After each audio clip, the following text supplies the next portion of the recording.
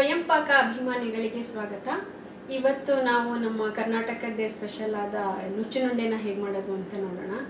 ಹಿಂದೆ ಎಲ್ಲ ಈ ಕಾಳುಗಳನ್ನು ಮನೆಯ ಹೊಲಗಳಲ್ಲಿ ಹಳ್ಳಿಗಳಲ್ಲಿ ಬೆಳೆದು ಅದನ್ನು ಒಡಿಬೇಕಾದ್ರೆ ಈ ನುಚ್ಚು ಬರ್ತಾ ಇತ್ತಂತೆ. ಆ ನುಚ್ಚನ್ನೆಲ್ಲ ಸೇರಿಸ್ಬಿಟ್ಟು ಈ ರುಚಿಕರವಾದ ನುಚ್ಚಿನುಂಡೆನ ತಯಾರು ಮಾಡ್ತಾ ಇದ್ರು. ಇದು ಬೇಳೆಗಳನ್ನೆಲ್ಲ ಸೇರಿಸ್ಬಿಟ್ಟಾದರೂ ಮಾಡ್ಬೋದು, ಇಲ್ಲಾಂದರೆ ನೀವು ಒಂದೇ ಬೇಳೆನಲ್ಲೂ ಮಾಡ್ಬೋದು. ಅಂದರೆ ತೊಗರಿಬೇಳೆ ಅಥವಾ ಕಡಲೆಬೇಳೆ, ಇಲ್ಲ ತೊಗರಿಬೇಳೆ ಕಡಲೆಬೇಳೆ ಮಿಕ್ಸ್ ಮಾಡ್ಬೋದು. ಹಾಗೆ ಹೆಸರು ಕಾಳು, ಹೀಗೆ ಯಾವ ಕಾಳುಗಳನ್ನು ಸೇರಿಸ್ಬೇಕಾದ್ರೂ ಈ ಆರೋಗ್ಯಕರವಾದ ನುಚ್ಚಿನುಂಡೆನ ನಾವು ತಯಾರು ಮಾಡ್ಬೋದು. ಬೆಳಗಿನ ತಿಂಡಿ ಅಥವಾ ಉಪಹಾರಕ್ಕೆ ಇದೊಂದು ಆರೋಗ್ಯಕರ ಆಯ್ಕೆ.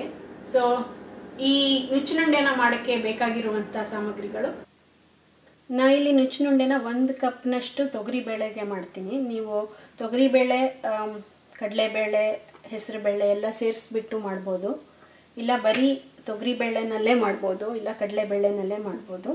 ಯಾವ ಬೇಳೆ ಬೇಕಾದರೂ ನೀವು ಉಪಯೋಗಿಸ್ಕೋಬೋದು. ಸೊ ಚೆನ್ನಾಗಿ 1 ಕಪ್ ಈ ತೊಗರಿಬೇಳೆನ ಚೆನ್ನಾಗಿ ತೊಳೆದು ಸುಮಾರು ಒಂದು 2 ರಿಂದ 3 ಕಪ್ನಲ್ಲಿ ನೆನೆಸಿಟ್ಟಿರಿ. ತೊಗರಿಬೇಳೆ ಆದರೆ ಬೇಗ ನೆಂದು ಬಿಡುತ್ತೆ. ನಾನೀಗ 1 ಗಂಟೆಯಿಂದ ಈ ತೊಗರಿಬೇಳೆನ ನೆನೆಸಿಟ್ಟಿದ್ದೀನಿ.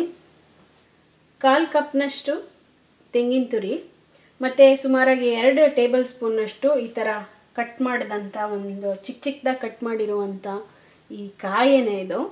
ನೀವು ಇದನ್ನು ಹಾಕಿದ್ರೆ ಒಂಥರ ಮಧ್ಯ ನುಚ್ಚಿನುಂಡೆ ತಿನ್ನಬೇಕಾದ್ರೆ ಇದು ಈ ಕಾಯಿ ಚೂರುಗಳು ಸಿಕ್ಕರೆ ಚೆನ್ನಾಗಿರುತ್ತೆ. ಸೊ ಇದನ್ನು ಒಂದು 1 ರಿಂದ 2 ಟೇಬಲ್ ಸ್ಪೂನ್ ಹಾಕ್ಕೋಬೋದು. ಬೇಕಾದರೆ ಇದನ್ನು ಹಾಕ್ಕೊಳ್ಳಿ, ಇಲ್ಲ ಅಂತಂದರೆ ಬಿಡ್ಬೋದು. ಬಟ್ 1/4 ಕಪ್ ಕಾಯಿ ಬೇಕು.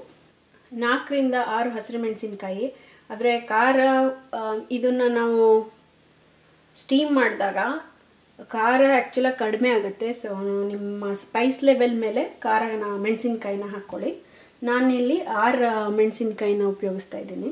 ಸುಮಾರಾಗಿ 2 ರಿಂದ 3 ಟೇಬಲ್ ಸ್ಪೂನಷ್ಟು ಸಣ್ಣದಾಗಿ ಹೆಚ್ಚಿರುವಂಥ ಕೊತ್ತಂಬರಿ ಸೊಪ್ಪು, ಸುಮಾರು ಒಂದು 10 ರಿಂದ 15 ಕರಿಬೇವಿನ ಎಲೆ ಸಣ್ಣದಾಗಿ ಹೆಚ್ಚಿಟ್ಕೊಳ್ಳಿ. ಸುಮಾರು 1 ಇಂಚಿನಷ್ಟು ಶುಂಠಿ ಅಥವಾ ಸ್ವಲ್ಪ ಶುಂಠಿ, ಅದನ್ನು ಬೇಕಾದ್ರೆ ನೀವು ಸಣ್ಣದಾಗಿ ಹೆಚ್ಚಿಟ್ಕೊಂಡಿರ್ಬೋದು. ನುಚ್ಚಿನುಂಡೆ ಜೊತೆ ಸಿಕ್ಕರೆ ಚೆನ್ನಾಗಿರುತ್ತೆ ಅನ್ಸಿದ್ರೆ ನೀವು ಸಣ್ಣದಾಗಿ ಚಾಪ್ ಮಾಡಿ ಇಟ್ಕೋಬೋದು.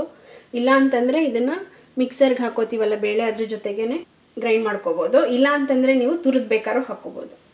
1/4 ರಿಂದ 1.5 ಟೀ ಸ್ಪೂನಷ್ಟು ಉಪ್ಪು. ಈರುಳ್ಳಿ ಏನು ಹಾಕಲೇಬೇಕಂತೇನಿಲ್ಲ. ಒರಿಜಿನಲ್ ರೆಸಿಪಿಗೆ ಈರುಳ್ಳಿ ಅವಶ್ಯಕತೆ ಇಲ್ಲ. ಆದರೆ ಈರುಳ್ಳಿ ಇಷ್ಟ ಆಗ್ಪಡೋರು ಈರುಳ್ಳಿನೂ ಹಾಕ್ಕೋಬೋದು. ಇದು ಸುಮಾರು 1/4 ಕಪ್ನಷ್ಟು ಈರುಳ್ಳಿ. ಯಾವ ಸೊಪ್ಪುಗಳನ್ನು ಬೇಕಾದ್ರೂ ನೀವು ಹಾಕ್ಕೋಬೋದು. ನಾನಿಲ್ಲಿ ಸಬ್ಸಿಗೆ ಅಥವಾ ಸಬ್ಬಸಿಗೆ ಸೊಪ್ಪನ್ನು ಉಪಯೋಗಿಸ್ತಾ ಇದ್ದೀನಿ, ಸುಮಾರು ಒಂದು 3 ಟೇಬಲ್ ಸ್ಪೂನ್ನಷ್ಟು. ಇಲ್ಲ ನೀವು ಮೆಂತ್ಯ ಸೊಪ್ಪನ್ನಾದರೂ ಉಪಯೋಗಿಸ್ಕೋಬೋದು. ಇದೆಲ್ಲ ಈ ಸೊಪ್ಪುಗಳೆಲ್ಲ ಆಪ್ಷನಲ್ಲು. ಸೊಪ್ಪುಗಳು, ಈರುಳ್ಳಿ ಆಪ್ಷನಲ್ಲು. ಮೊದಲಿಗೆ ನಾವು ತೊಗರಿಬೇಳೆ ನೆನೆಸ್ಕೊಂಡಿರ್ತೀವಲ್ಲ, ಆ ನೀರನ್ನು ಬಸಿದ್ಬಿಟ್ಟು ಒಂದು ಮಿಕ್ಸರ್ ಜಾರ್ಗೆ ಶುಂಠಿ,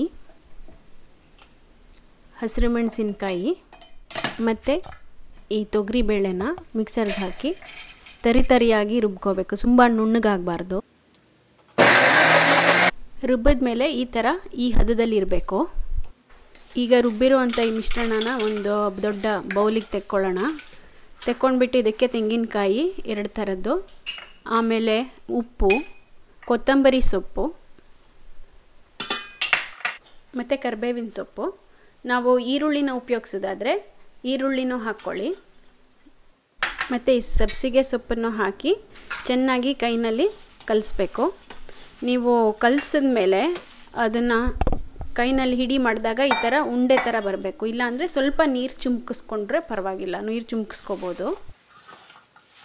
ನಾನಿಲ್ಲಿ ಇಡ್ಲಿ ಪ್ಲೇಟ್ಗಳನ್ನು ಉಪಯೋಗಿಸ್ಬಿಟ್ಟು ಇಡ್ಲಿ ಪ್ಲೇಟ್ಗಳ ಮೇಲೆ ಈ ನುಚ್ಚಿನುಂಡೆನ ಇಟ್ಟು ಸ್ಟೀಮ್ ಮಾಡ್ತೀನಿ. ನೀವು ಬೇಕಾದರೆ ಹಾಗೆ ಕುಕ್ಕರ್ ಪಾತ್ರೆನಲ್ಲೇ ಪಕ್ಕ ಒಂದೊಂದು ಇಟ್ಬಿಟ್ಟು ಮಾಡ್ಬೋದು. ನೀವು ಸ್ಟೀಮ್ ಮಾಡೋಕ್ಕೆ ಯಾವ ಮೆಥಡ್ ಬೇಕಾದ್ರೂ ಉಪಯೋಗಿಸ್ಕೋಬೋದು. ಈ ಇಡ್ಲಿ ಪ್ಲೇಟ್ಗಳಿಗೆ ಸ್ವಲ್ಪ ಎಣ್ಣೆ ಅಥವಾ ತುಪ್ಪನ ಹಚ್ಕೊಂಡು ಅದ್ರ ಮೇಲೆ ನಾವು ನುಚ್ಚಿನುಂಡೆಗಳನ್ನು ಮಾಡ್ಕೋತೀವಲ್ಲ, ಅದನ್ನು ಒಂದೊಂದಾಗಿಡಬೇಕು. ಯೂಶ್ವಲಾಗಿ ಓವಲ್ ಶೇಪಲ್ಲೇ ಇದನ್ನು ಮಾಡ್ತಾರೆ. ಸೊ ಎಲ್ಲ ಈ ಥರ ಇಟ್ಬಿಟ್ಟು ಕುಕ್ಕರಲ್ಲಿ ಸುಮಾರು ಒಂದು 12 ರಿಂದ 13 ನಿಮಿಷ ಮೀಡಿಯಮ್ ಹೀಟಲ್ಲಿ ಇದನ್ನು ಸ್ಟೀಮ್ ಮಾಡಬೇಕು. ಆದರೆ ವೆಯ್ಟ್ ಇಡಬೇಡಿ. ಸುಮಾರು ನಾವು 16 ನುಚ್ಚಿನುಂಡೆ ಮಾಡ್ಬೋದು ಇದರಿಂದ. ಸುಮಾರು ಒಂದು 13 ನಿಮಿಷದಿಂದ ಇದು ಸ್ಟೀಮ್ ಆಗಿದೆ. ಕುಕ್ಕರ್ ಆಫ್ ಆಗಿ ಇದೊಂಥರ ಕೂಲ್ ಆಗಿದೆ. ಈಗ ಇದು ಬಿಸಿಯಾದ ನುಚ್ಚಿನುಂಡೆ ತಿನ್ನಕ್ಕೆ ರೆಡಿಯಾಗಿದೆ. ಈ ನುಚ್ಚಿನುಂಡೆ ಜೊತೆಗೆ ನೀವು ತುಪ್ಪ ಅಥವಾ ಮಜ್ಜಿಗೆ ಹುಳಿ ಇಲ್ಲಾಂದ್ರೆ ನೀವು ಕಾಯಿ ಚಟ್ನಿ ಮಾಡಿಕೊಂಡು ಕೂಡ ಇದ್ರ ಜೊತೆ ತಿನ್ಬೋದು. ರುಚಿಕರ ಮತ್ತು ಆರೋಗ್ಯಕರವಾದ ಈ ನುಚ್ಚಿನುಂಡೆನ ಮಾಡೋದು ಹೇಗೆ ಅಂತ ಗೊತ್ತಾಯ್ತಲ್ವಾ?